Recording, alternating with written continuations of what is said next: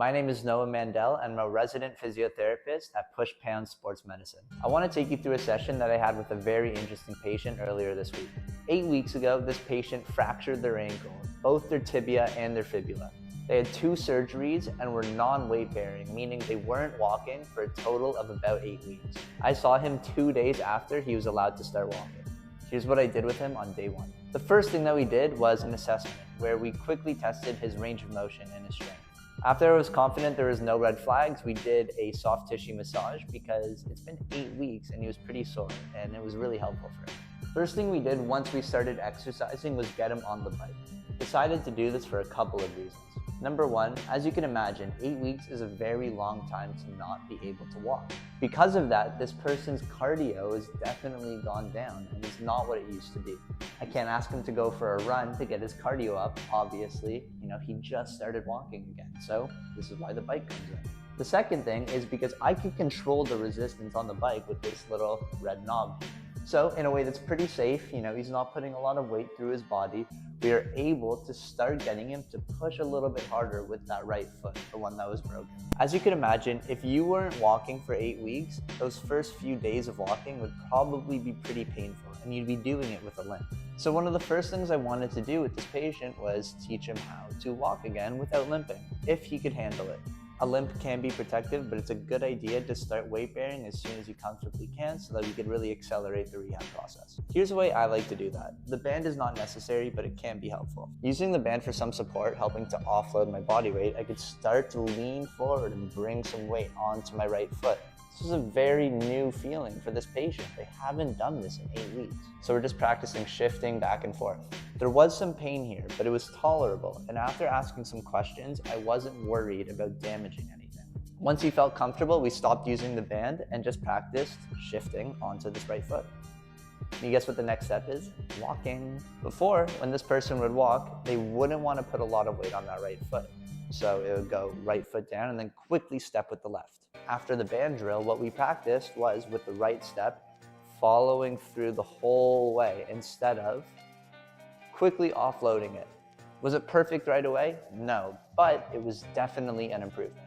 As I mentioned earlier, before we hit the gym, I quickly measured his range of motion and his strength with my hands. Now, measuring strength with just your hands is a terrible way to do it.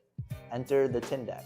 You'll like this part, it's pretty cool. The Tindeck is a device that measures how much force I produce. You can see that there's 2 silver ends to the device, and they measure how hard those 2 silver ends are being pulled apart. We use the Tindeck a lot for the ACL patients that we have here, but you could really use it for many different things. In this setup, we're using it to measure my calf strength. I'm using my calf to pull my heel up, which is pulling on this strap and therefore pulling on the Tindeck. The Tindeck is connected to an app on my phone, and you can see that the harder I push, the more those numbers on my phone go up. After 8 weeks of no walking, you can imagine that one leg is probably weaker than the other. According to the Tindeck, the right leg, which was the one with the fracture and the operation, was 50% of the strength compared to the left leg. So obviously, we're going to do some calf strengthening in this program. Again, the patient was already able to do this with some degree of discomfort, but nothing too bad. So we went ahead and did it. Now, you have to remember, after 8 weeks of no walking, it's not just gonna be the foot and the ankle that's deconditioned, it's that whole leg, so we wanted to assess that too.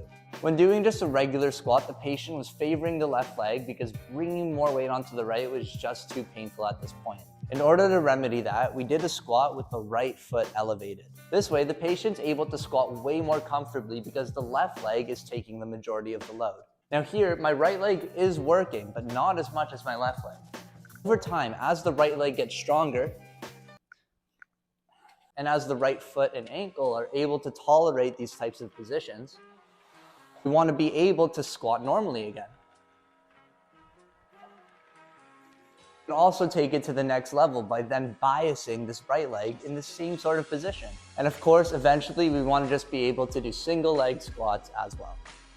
In general, it's a good idea to get to single leg squatting, but this exact progression isn't the only way to do it, but it is a pretty good option. Now, of course, you can't forget about the boring old banded ankle exercises. This is banded E version, and this is banded in version. Some other things that we practiced was shifting weight side to side so we could feel weight on the outside of his foot and on the inside of his foot, as well as practice spending time just standing on that one foot, which was a little uncomfortable, but he was able to tolerate. And I asked him to do these sorts of things while he was just going about through his day, whether it's brushing his teeth or doing the dishes. He could just practice standing on that one leg or shifting his weight side to side or forward and back. I also asked him to do a structured exercise routine where he was working on those banded ankle exercises, those calf raises, and those squats with that right leg elevated to make it easier on that whole right side. And there you have it. Remember, this was just day one, and these exercises are meant to get him back to baseline functioning, meaning they're meant to just get him back to walking and taking the stairs comfortably again.